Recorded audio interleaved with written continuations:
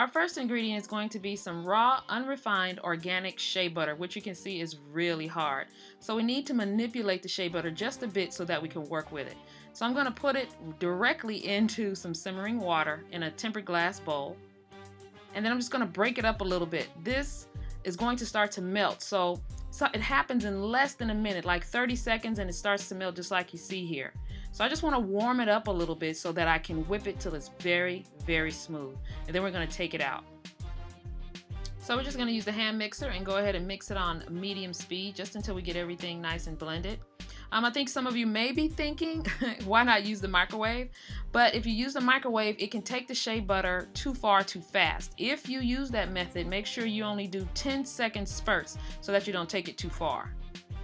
So as you can see, the shea butter is nice and whipped, very smooth, but it's also starting to cool. So we're going to be using some avocado oil, jojoba oil, vitamin E oil, and also coconut oil.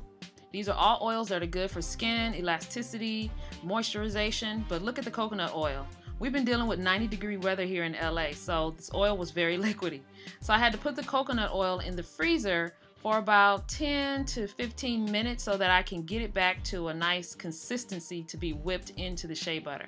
So that only took a few minutes in the freezer, and then I was able to add it to the shea butter. And as you can see, the structure of that shea butter is changing. You see how it's cooling down, it's getting nice and thick again? So after we add the coconut oil, we're going to add 3 tablespoons of avocado oil. We're going to add 2 tablespoons of the jojoba oil and about 2 teaspoons of the vitamin E oil. Now the vitamin E oil that we're using is the pure thing. It is not one of those vitamin E oils where the first ingredient says soybean oil. That's a carrier oil and it makes the product less expensive. However, I suggest that you spend the extra money and go ahead and get pure vitamin E oil because your product is going to end up better in the end. Now that the product is nice and whipped, we're going to go ahead and put it in the freezer for about 10 to 15 minutes to cool it all the way down because now we're done. I just want to whip it one more time to let some air into the bowl, have it nice and fluffy. It's really thick. And then it's all done. This particular batch was for my parents. Once my father asked for a second batch of this, I knew it had to be something special because my dad doesn't ask much. But when he asked for a second batch of this, I wanted to make it for him again. And we've also used it on some of my grandnieces that were as young as 7 and 8 months when babies get the little dry spots. We used this on the baby's skin and it really helped out. So that's how I make my particular shea butter. You just have to learn how to manipulate that shea butter a little bit and you'll be just fine. Now we're going to move on to our sugar scrub. This particular sugar scrub that I'm showing you here is used for my neck and face. So that means I'm going to be using light brown sugar. And the reason why I like light brown sugar is because once it's wet, it's a much finer texture than granulated sugar. So to the light brown sugar, I'm going to add some coconut oil, some jojoba oil, and vitamin E oil. That's it. And we just want the consistency of wet sand.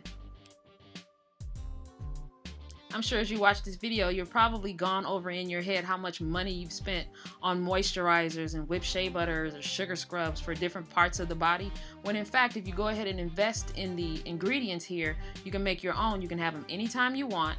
And in the long run, you're going to save money and you can use it for the whole family. So let me tell you about some of the benefits that I've found using this brown sugar scrub on my face and neck at night. The texture is finer, and that means it's going to be more gentle. And then when you use your fingertips, you're not only exfoliating your face and neck, but you're moisturizing at the same time. And then the areas that I tend to target are my lips, my nose and cheek areas, and my eyelids. You know, we wear eye makeup. We want to make sure all of that is removed. So it's very easy to make and very handy. Now the sugar scrub that you're going to use for your chest and body is exactly the same, except we're going to swap out the brown sugar for white sugar. And the reason why is because it's a little bit more coarse and it's going to help us still exfoliate and moisturize the skin. And you can use sponges or towels or whatever you're comfortable with. Now the areas you want to target are your feet and heels, elbows and knees to make sure those areas are particularly moisturized. I hope you guys enjoyed this video. Thanks for joining me.